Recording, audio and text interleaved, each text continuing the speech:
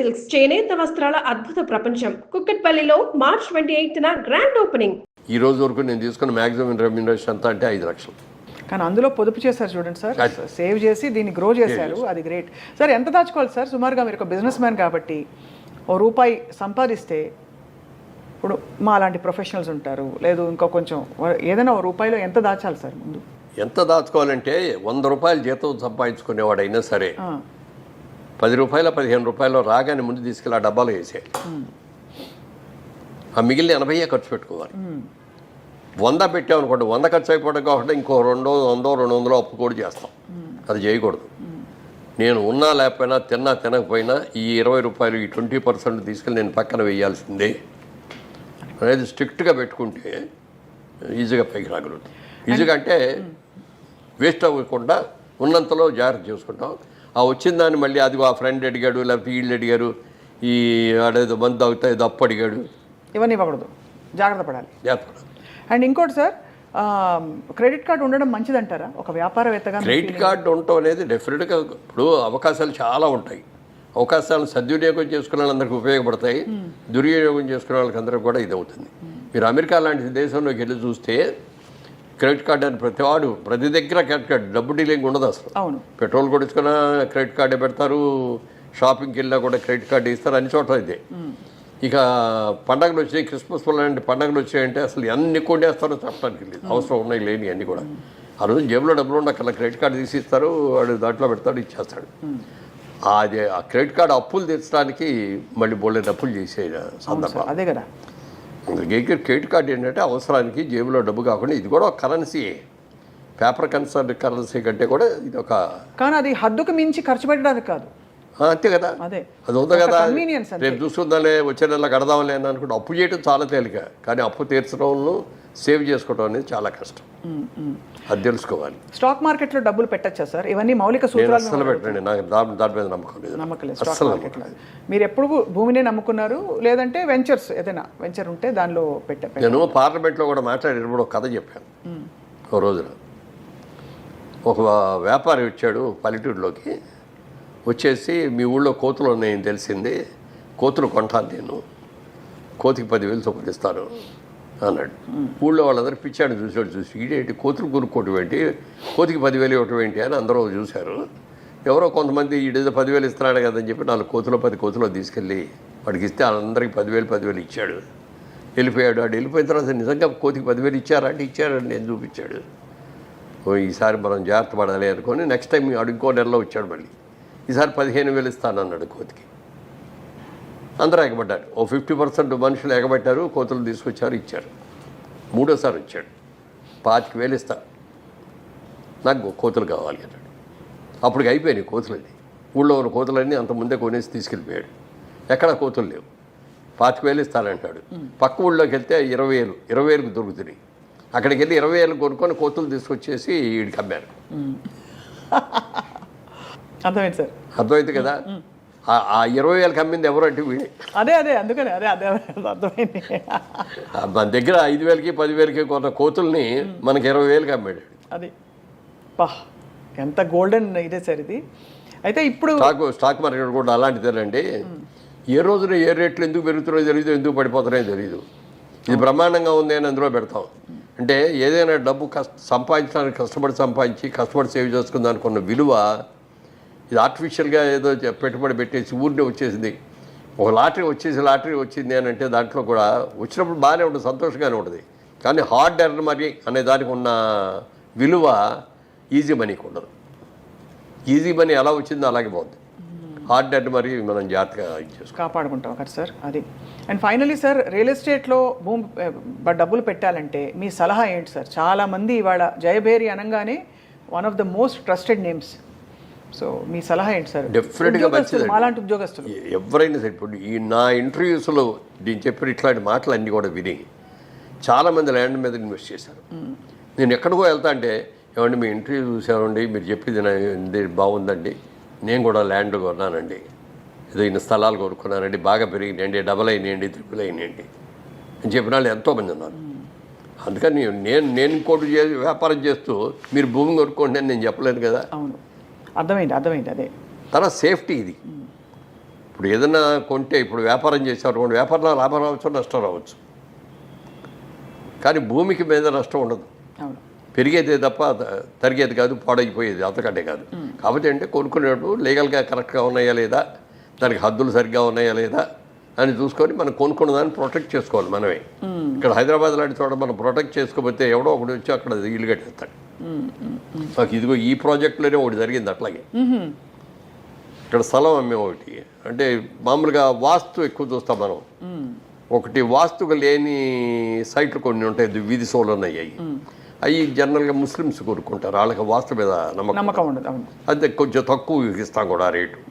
అందుకని అట్లాంటివన్నీ వాళ్ళు కొనుక్కున్నారు.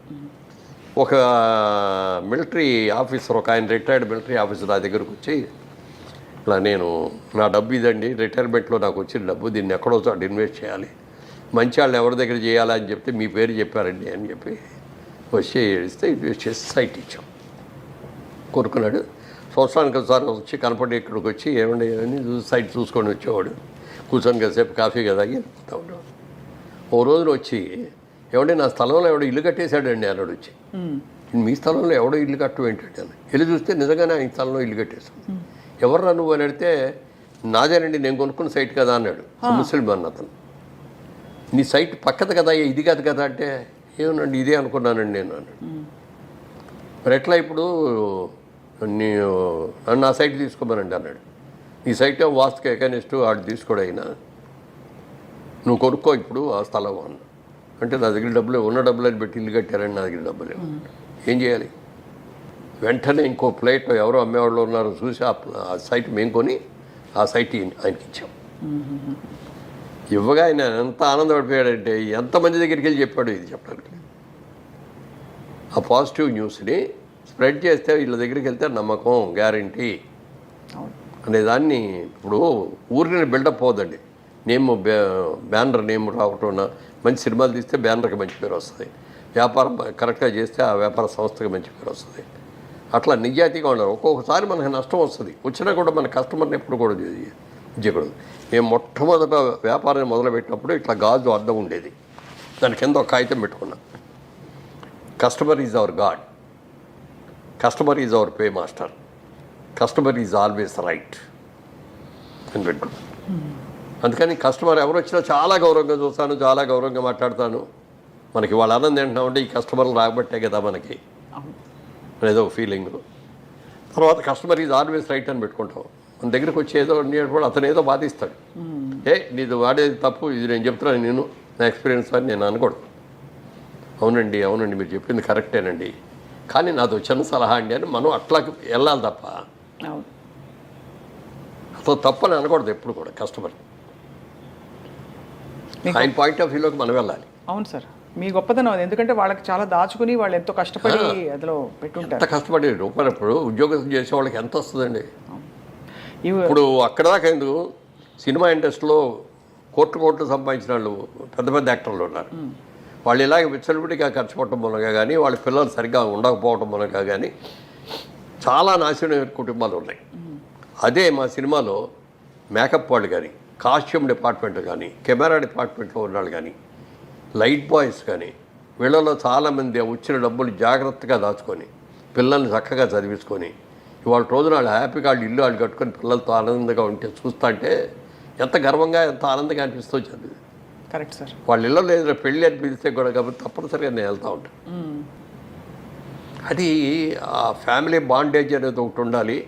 మనం ఖర్చు పెట్టే రూపాయి ఎలా ఖర్చు పెడుతున్నాం, దేనికి ఖర్చు పెడుతున్నాం, ఫ్యూచర్లో మనకి ఏం అవసరాలు ఉంటాయి, మన పిల్లల చదువులకి మనం ఎంత ఖర్చు పెట్టాల్సి వస్తుంది, అవును సార్, వాళ్ళ పెళ్ళిళ్ళకి ఎంత ఖర్చు పెట్టాల్సి వస్తుంది, ఇవన్నీ ఆలోచించుకొని ఖర్చు పెట్టాలి తప్ప ఇవాళ వచ్చి రోజు ఇలా వస్తుందని అనుకోకూడదండి.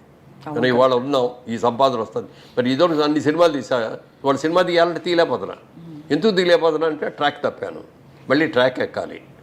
ట్రాక్ ఎక్కిన తర్వాత మనం సినిమా తీయపోతే ఎవరేమనరు మనని. సినిమా సరిగ్గా తీయకపోతే మాత్రం తిడతారు, కొడతారు కూడా. Correct sir, perfect. అవును, ఎంత రిస్క్ తీసుకోవాలో అంతే తీసుకుని. సరే, అది ఇంకొక మంచి పాయింట్ అండి. బిజినెస్ మ్యాన్గా మేము తీసిన 25 సినిమాల్లో సినిమా కథ నాకొక్కడికి నచ్చితే కొనేవాడిని కాదు. నేను, మా బ్రదరు, మా అబ్బాయి, ప్లస్ మాకు ప్రభాకర్ రెడ్డి గారు, గిరిబాబు గారు, సత్యనారాయణ గారు, మా ఎడిటరు, మా కెమెరామెన్, మేమందరం కలిసి ఒక 10 మంది గ్రూప్ ఉంది మాది. ఆ 10 మంది కూర్చొని కథ ఉంటాం. 10 మంది నచ్చిందంటే తీసుకుంటాం. 5గురు నచ్చి 5గురు నచ్చలేదన్నా, లేకపోతే 7గురికి నచ్చి 3గురికి నచ్చలేదన్నా కూడా దాన్ని వదిలేస్తాం. అలా కొన్ని కథలు నచ్చి ఈ సినిమా బాగుంటుంది, ఈ సక్సెస్ అవుద్ది అనుకున్న సినిమాలో నా క్యారెక్టర్ లేకపోయినా కూడా ఎక్కున్నా తీసా. అలాగే ఈ క్యారెక్టర్ బ్రహ్మాండంగా ఉంది, నాకు బాగా పేరు వస్తుంది అని అన్న కానీ రిస్క్ ఉందండి, ఇది బిజినెస్ అవుద్దో లేదో అని కనుక అంటే దాని మొదటి చేయడు. నన్ను నేను ప్రమోట్ చేయడానికి కాదు కదా సినిమా తీసేది. సినిమా టికెట్ కొట్టి సినిమా చూడటానికి వచ్చినాడు, వాడు హ్యాపీగా ఫీల్ అవ్వాలి, సెంటిమెంట్గా ఫీల్ అవ్వాలి. అంతేకాని వ్యాపారం నా కోసం నా ఇది ప్రజ్ఞ చూపించాలి, నా నటన చూపించాలి అని చెప్పి నేను సినిమా దిగిన. నేను యాక్ట్ చేయకుండా చేసి నీ కూడా 25లో 5, 6 సినిమాలు నేను లేను. అందులో హోమ్ ప్రొడక్షన్ అంటే వేషం వేయకుండా ఉంటారు కదా, ఉండరు మామూలుగా. అవును, అతడిలో నేను లేను కదా. అవునవును. కానీ మీరు అంటే ఆల్రెడీ మీరు వెలిగారు అండ్ మీకు ఈ బిజినెస్ దృక్పథం ఉండడం వల్ల మిమ్మల్ని ఏదో ఒకటి ఆక్యుపై చేస్తూ వచ్చింది. అంటే ఇది కాకపోతే ఇది కాకపోతే ఇది అన్నట్టు. అందుకని నేను నాకేది ఇది కావాలని కోరుకోలేదండి. అంటే కోరుకోలేదంటే దానికోసం పెట్టబడలా. అవకాశాలు నాకు వెతుక్కుంటూ వచ్చినాయి. చాలా వచ్చిన అవకాశాలను సద్వినియోగం చేసుకున్నాను. And for more videos, Please subscribe to iDream. Please subscribe to iDream. Please subscribe iDream. And please subscribe to iDream. For more videos, subscribe to iDream. please like, share and subscribe to the channel. Congratulations, iDream. Subscribe to iDream. Subscribe to iDream. So subscribe to iDream Media. iDream ki iDream team andarki huge congratulations. Please subscribe iDream Media. Please subscribe to iDream. Subscribe iDream. Please subscribe to iDream. iDream అంటే నా కళల ఛానల్ను subscribe చేసుకున్న నోరు తిరుగుతలేదు, మీరైతే గంట గుర్తు కొట్టండి. For more such videos, please subscribe to iDream. Subscribe to iDream. Please subscribe to iDream. Please subscribe iDream Media. Please do subscribe to iDream. Please subscribe to iDream Media. For best entertainment and information, please subscribe iDream. And don't forget to subscribe to iDream.